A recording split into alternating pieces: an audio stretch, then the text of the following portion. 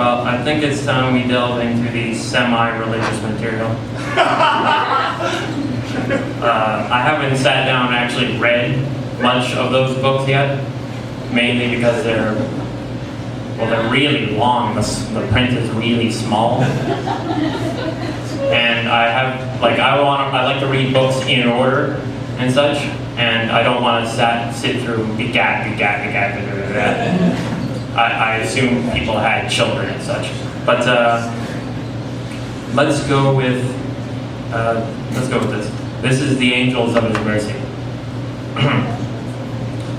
The angels of His mercy descend on broken wings. They lie hidden by light and fire between laundromats and coffee shops, fallen and forgotten and swept in the gutters and drains by dawn.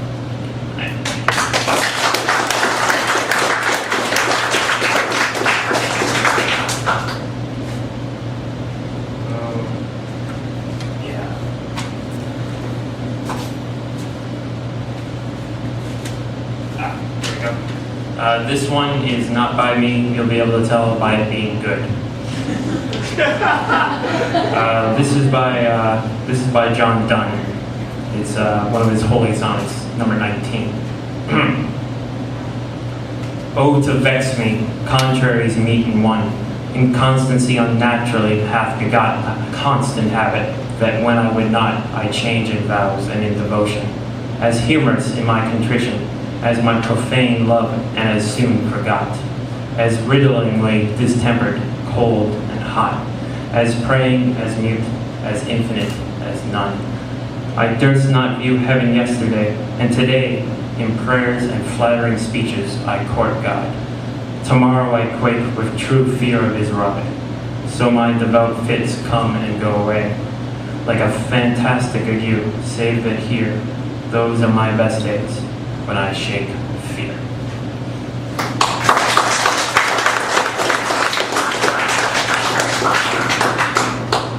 Let's see here.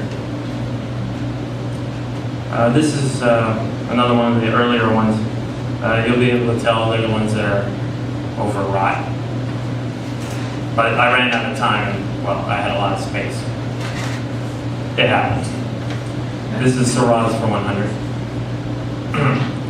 Quranic verses are called out over the air, on the television below me or across town, I cannot tell. The minarets and the aerials stand tall in place to send and receive their messages. Is it time for prayers? Is Jeopardy on? I don't know. I am lying in bed, staring at a stuccoed ceiling, hoping to see clouds.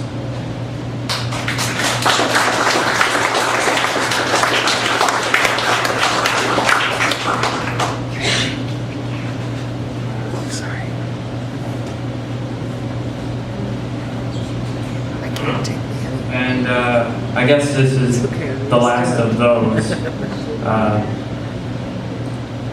This is called All Their Sundays. 5 times kneeled to, and 5 times prayed, and others who trade all their Sundays, and others still who sit cross-legged, all searching for meaning, or just to be saved.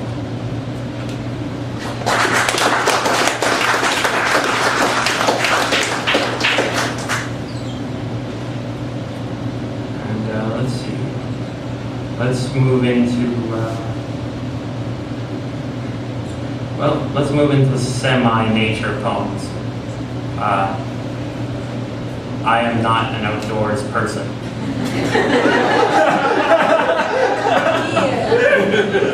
I hate to put it that way. I like fall and winter. There's a real reason for that. The sun is not out. So this is how we have it. This was written back in March, and it's one of my favorite ones out of this, or it's one of the ones I won't pretend I didn't write later. This one's called Thaw. Parking tickets under park benches, birds knurled and cats flattened by cars, the unthawed ground trod on by people still wearing boots, and the not green grass poking through what's left of winter.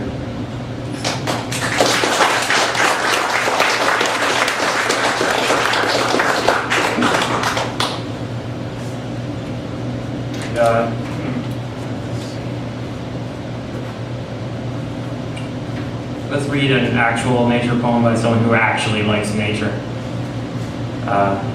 This is by Ted Hughes, who, if anyone's ever heard me go on about him, is usually in defense of him against people who like Sylvia Plath too much. There's 2 points to this. A, it's Ted Hughes. B, actually there's 3 points. He's a better poet than her. And C, it's not like he jammed her head into that oven. You know? He didn't wake up and say, oh, make me a sandwich, and by the way, when you're done. So, what? It's fucking true. Besides, she wasn't that good. She was okay. I haven't read The Bell Jar though, so maybe I'm just an idiot. Or I have taste. Anyway, this is called The River. Fallen from heaven, lies across the lap of his mother, broken by world. But water will go on, issuing from heaven, in dumbness, uttering spirit brightness through its broken mouth. Scattering a million pieces and buried in dry tombs will split at a sign in the sky as the rendering of veils. It will rise in a time after times. After swallowing death and the pit, it will return stainless. For the delivery of this world, so the river is a god, knee-deep among reeds, watching men, or hung by the heels down the door of a dam. It is a god, inviolable, immortal, and will wash itself of all death.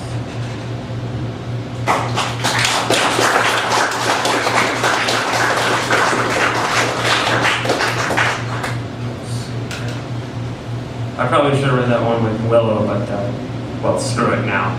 Pretend I read that one after Willow. Or drink a lot and just black out that last 5 minutes or so, and then you'll remember that I read that one after Willow. I suggest that anyway. It's what I'm doing.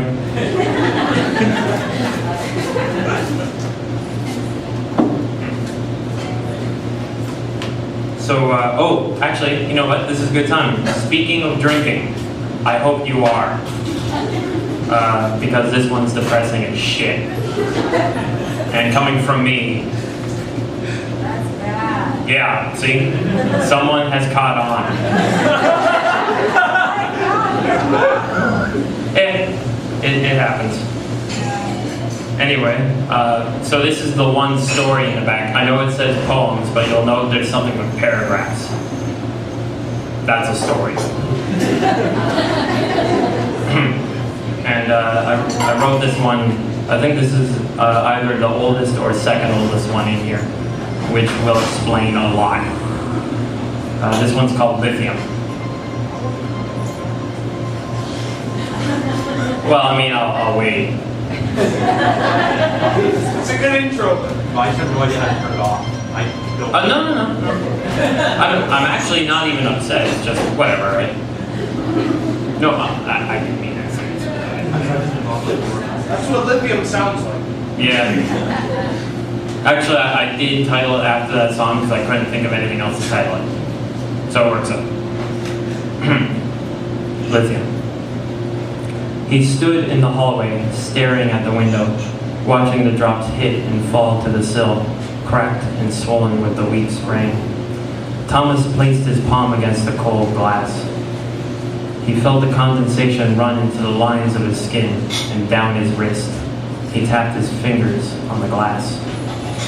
Downstairs at the kitchen table, Linda flicked her cigarette with her thumbnail. The ash broke off and fell to the center of the tray. The cigarette between her lips she drew in. The end burned bright orange and lit the dark room, making the smoke visible. The plinking sound of Thomas's wedding band against the window focused Linda's attention. She stubbed the cigarette out and put her drink down. She walked up the stairs, stepping over a doll in the xylophone, where Thomas was standing, outside of Mary's room. In the moisture on the glass, he drew the picture Mary had always drawn when it rained, the house and the sun above with a smiley face. "Did you take your medication?" Linda asked. "Yes." "Your mother and sister called. They should be here soon." "I know," Thomas said. Under the sun, he wrote her name, Mary. Linda stood behind Thomas, his back to her. She took a step forward and touched his shoulder. "What?" "Nothing," she said, as she turned around and walked down the stairs.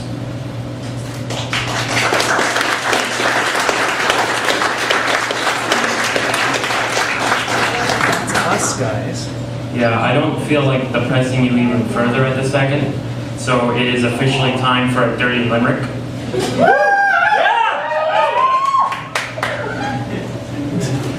So I know 2 off by heart, so I may as well read them both to you. I will start with the one that's pretty good, and then I will finish with the one that is god-awful filthy. Because you should always go out that way.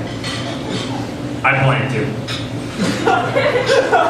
Anyways, a vice both obscene and unsavory was the Bishop of London in slavery. With lascivious howls, he deflowers young owls, he lures to an underground aviary.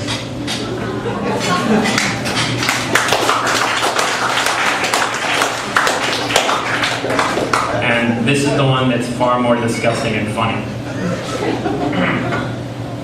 And I hope my grandmother, who's sitting right there, really enjoys this one.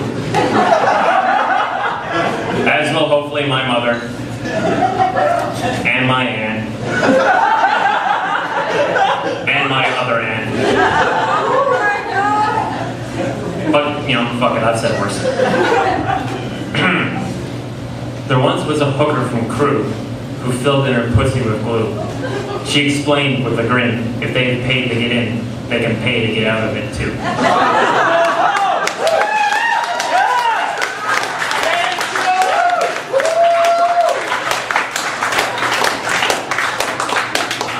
I know far sweeter things off the top of my head, but I thought that would be pretty good. Let's see.